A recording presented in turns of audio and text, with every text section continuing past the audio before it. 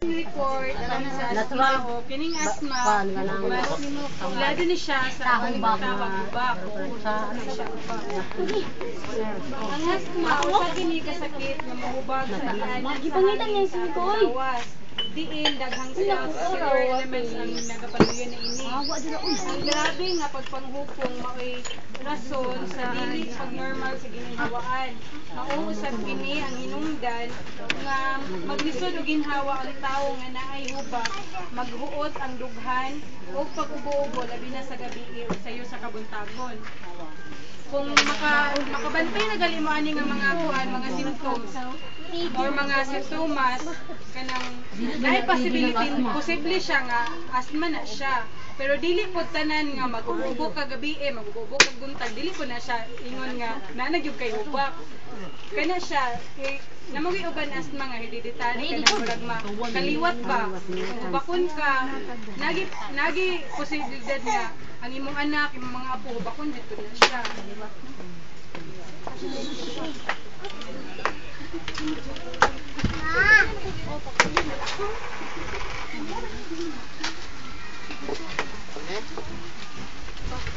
paglikay sa mga hinungdan aron malikayan ang hubak. Number 1, proteksyonan ang mga taong adunay kaliwat nga hubakon. Kana lagi ka to akong giingon nga inyong mga anak, kabaluman mo nga sa inyong kaugalingon nga ako hubak kinahanglan ako anak, ako ni siyang tambalandaan, likayan ako ni siyang mga kuan kay para dili siya matakdan. Paglikay sa mga allergens. Kung maingon tag mga allergens, mao ni siya mga balahibo sa hearing, iro. Ngayon po magbalahibo sa tao, pwede po. Mga hinungdan. Kasarian. Ngayon tagkasarian ka ng lalaki o babae. Gender ba? Gender. Mga kaliwat, mga legends, mga butang sa palibot nga nakaapinso sa hubak ang mga musunod.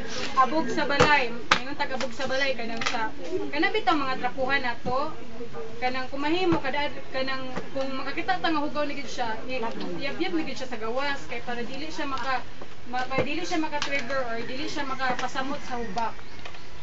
Abog sa gawas sama sa sasakyanan kanang may aso diri kay labaw pa ang basura sa isa ka bulan kaduhagi ukay kami po mura kumi aso sa sigarilyo mao gyud siya number 1 aso sa sigarilyo kung naanagali mo'y asthma din kakita mo na yung sigarilyo mas kuan ni siya kanang bitang magsigarilyo o kanang makasimhot sa aso sa sigarilyo mas grabe ang nakasimhot kaysa sa nagamit sa sigarilyo mas magdali siyang magsakit kaysa sa nagamit sa sigarilyo wala ba?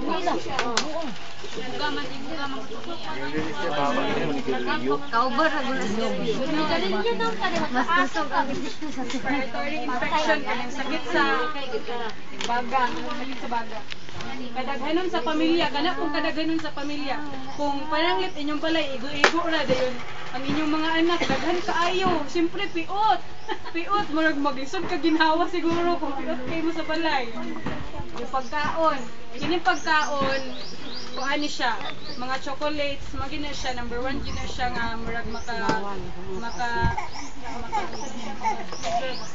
hinungdan sa asthma, makasamot, chocolates, napoy uban, napoy friend, dili siya og kanang ulang bitaw, pero kaon maghapon siya, pero magdili dyan na siya, kaya makasamot siya na siya, mga tambal, kanang mga tambal nga kuan, kami dili may pwede mag-prescribe og tambal, mga doktor dyan na siya, dayon kung kamo na may hubak, dili gid mo patata lang og inom, kanang lenjud, kanang gikan siya sa doktor, nunana, katambok, kung sobra sa katambok. Siyempre, kung tambok ka, maglisod ka ginawa sa akin, samot inuhupa.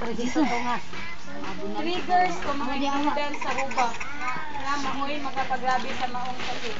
Mga formas at triggers, maong ang sunod.